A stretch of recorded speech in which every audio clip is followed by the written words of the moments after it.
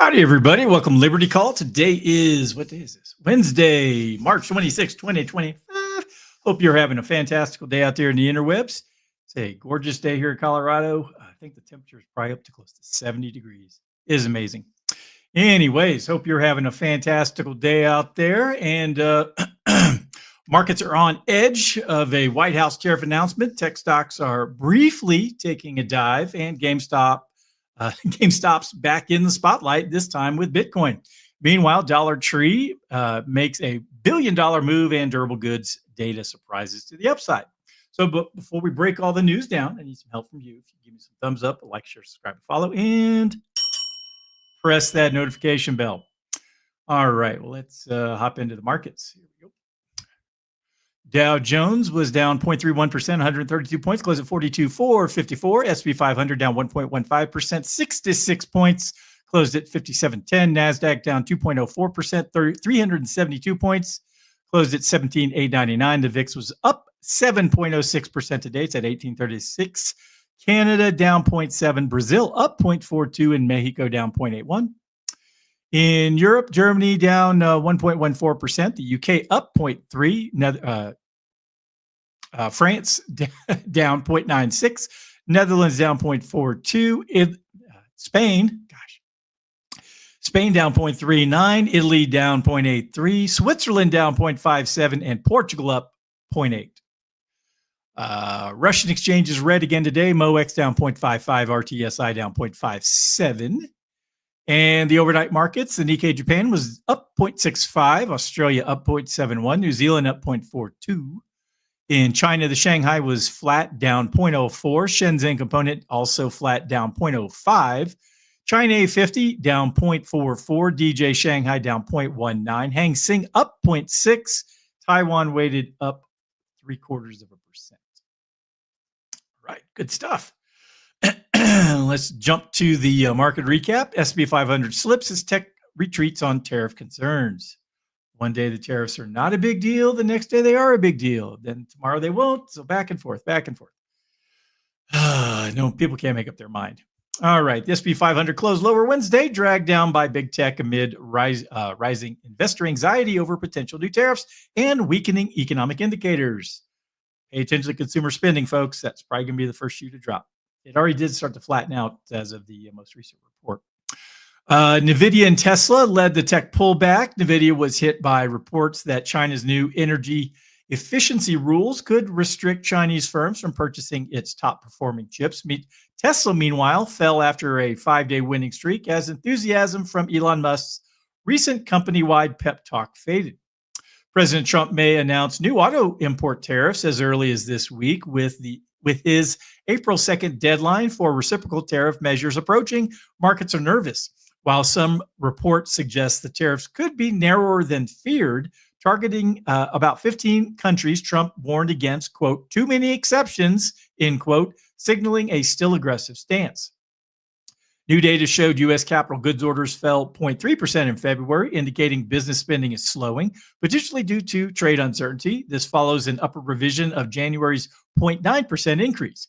Markets are now closely watching upcoming releases of Q4 GDP revisions on Thursday and the PCE price index on Friday, the Fed's preferred inflation gauge. Several Federal Reserve officials also set to speak this week, offering clues on the future path of rates. Corporate movers, Chewy rose 2% on strong Q4 earnings. Dollar Tree jumped 4% after announcing plans to sell Family Dollar. Paychecks rose 4% despite a revenue miss, and GameStop surged over 15% after revealing plans to buy Bitcoin with surplus cash. All right, so with tariffs back in focus and business investment showing cracks, the market's balancing act just got a little shakier, and now even GameStop is buying Bitcoin. What could go wrong? All right, so that's the news there. Let's dive into some data. February durable goods orders from First Trust. Mr. Andrew Opdyke put this report together. It's a surprise to the upside. U.S. durable goods orders rose 0.9% in February, defying expectations of a 1% decline. So that's 2% the other way.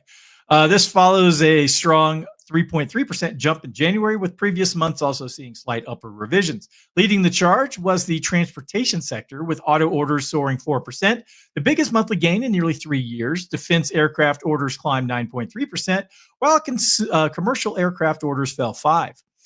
Though that comes after a massive 92.9% spike in January. Aircraft orders tend to be I'd say jumpy. I think I mistyped that. And early year buying may reflect companies trying to front run potential tariffs set to hit later this year. Excluding transportation, core durable goods orders still rose 0.7%, with solid gains in primary metals up 1.2%, fabricated metals up 0.9%, and electrical equipment up 2%. Computers and electronics were flat. A key highlight, core capital goods shipments, a proxy for business investment and GDP calculations, rose 0.9%. If that holds through March, it could translate to a 2.7% annualized increase for Q1. However, new orders for core goods declined for the first time since October, suggesting that businesses may be pausing their investment plans amid policy uncertainty.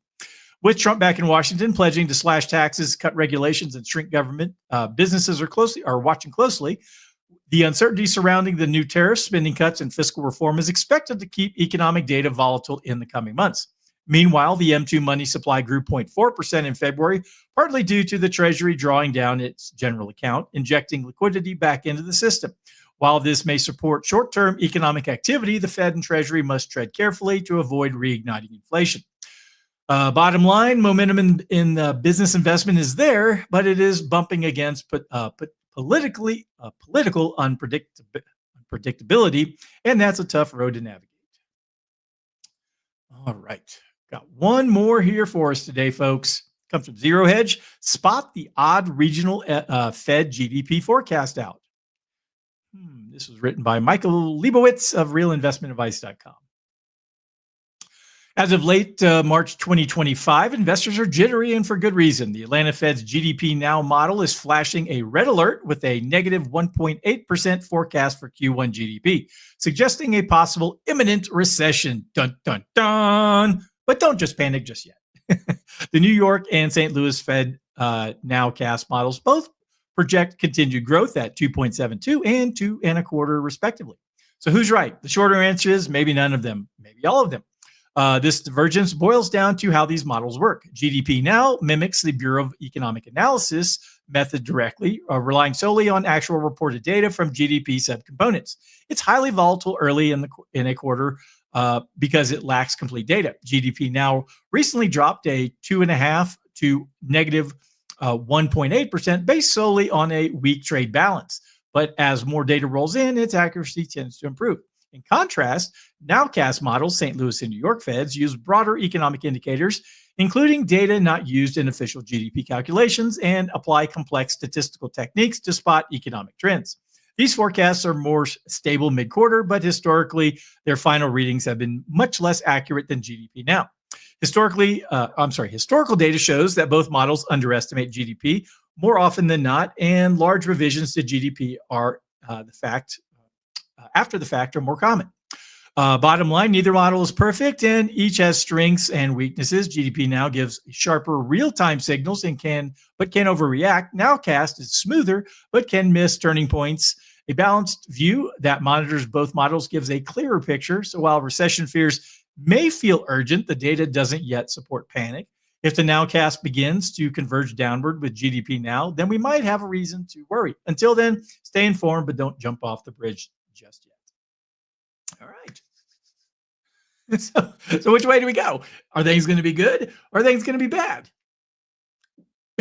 Even the people that create all these reports and forecasts, they can't even give you a straight answer. So, I mean, law of probability, in my opinion, again, this is just my opinion, that we were due for an economic downturn in 2020, and all the COVID spending basically just pushed all those problems forward into the future.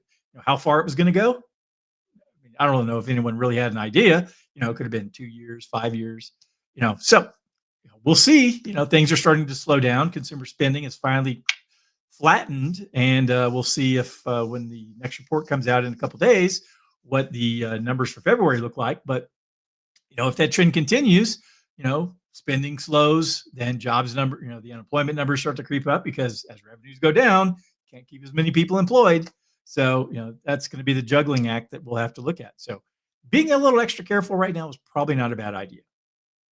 That's the best free advice I can give. All right. Well, that's everything that I have to cover for today. If anyone needs anything from me, please go to DSAFinancialGroup.com. All your financial planning needs can be addressed there. Give me a buzz. I'd be happy to help. Hope everyone out there has a wonderful evening, and I'll talk to everyone again next time.